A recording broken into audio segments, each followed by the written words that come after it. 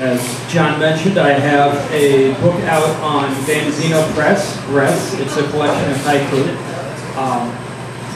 I don't have any copies to sell because they're extremely expensive, but if you friend me on Facebook, I might be able to scrounge up one or two and get you a discount. But with that in mind, about a year ago, a little more than a year ago, I had a baby daughter. So this is a poem that was recently published about her and my wife, called Waiting for Sophia. It's a series of haiku. Ultrasound.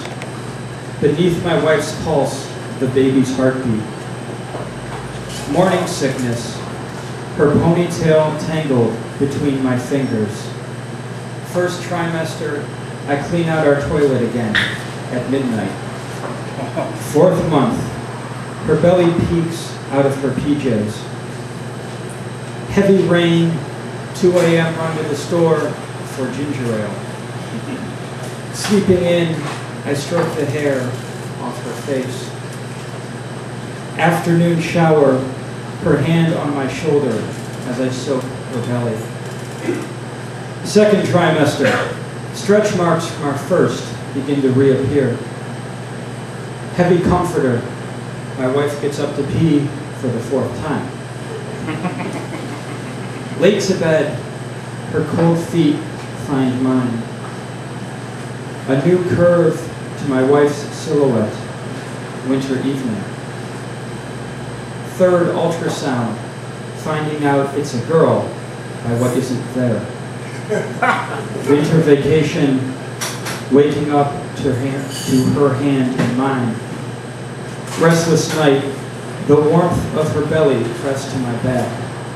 New Year's Day, feeling the baby kick for the first time. All right.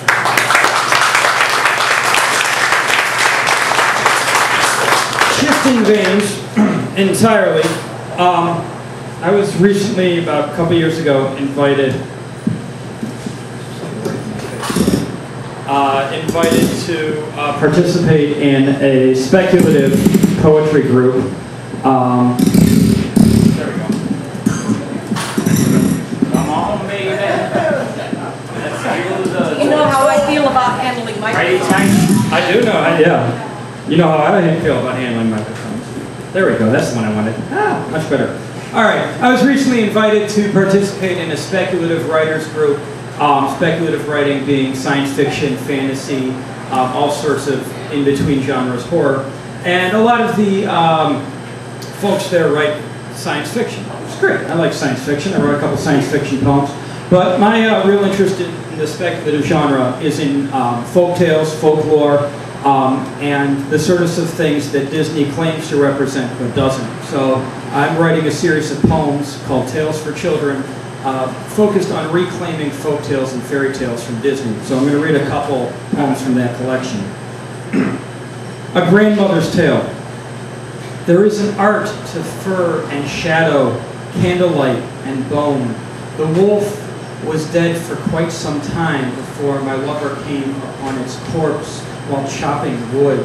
The two of us, alone and deep within the woods, both knew the moon and felt the howl of wind across the night. How easily the skin released the bone, how snug the hood consumed my face. The big teeth reaching beneath my cap. My daughter thought me sick and weak and sent her only child with food to nourish me. My eyes grew big as she crept in. How plump she seemed, her cheeks flushed and full of life. Inside the wolf, I could hear its belly snarl in hunger. Come spring, the birds will line their nests with threads and scraps of red cloth. Come in, I growled. Come close. What goodies did you bring for grandmother to eat?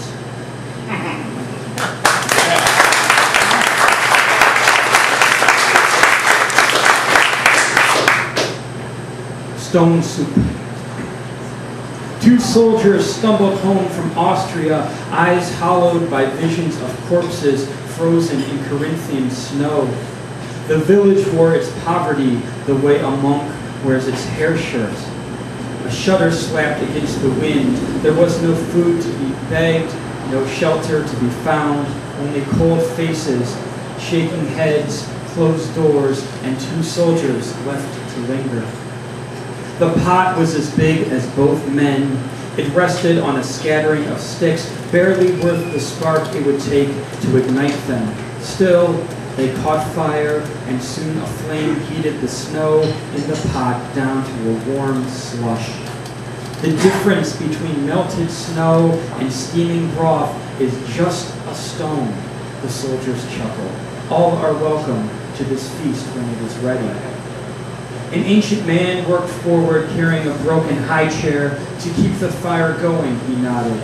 A woman offered an onion the size of a child's fist, shriveled so dry it could have been paper.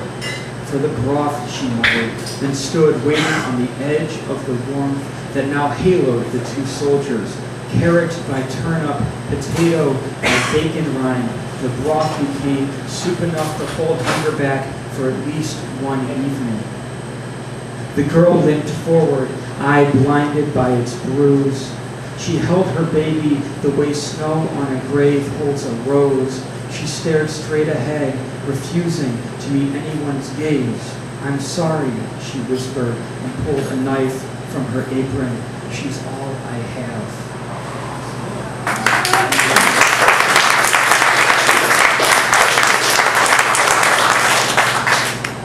Goldilocks. At night, the sheets were too big to hold me. I was too small to scream against the shadow of Papa as his hands pawed between my legs.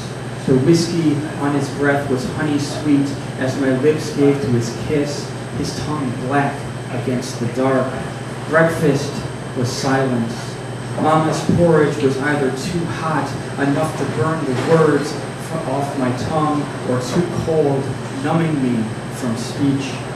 Still, there were nights when their bed would knock the wall with Papa's sweat and grunting. I would steal down the hallway to my baby brother's room. In the stillness, we would find each other. My fingers curled into the hair of his chest. We pulled the night over us like a worn quilt.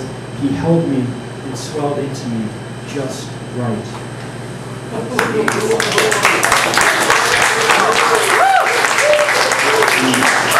Do one more from this collection, and then we get to Yell at Vertigo. A mother speaks. Here's the truth of it. There was no witch, no house of gingerbread, no trail of crumbs. No, there was only us, the woods, and the gnaw of cold.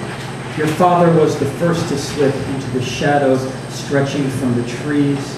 The dark would echo with your screams, and we hungered. Some bones hold only so much meat, but at least we didn't starve.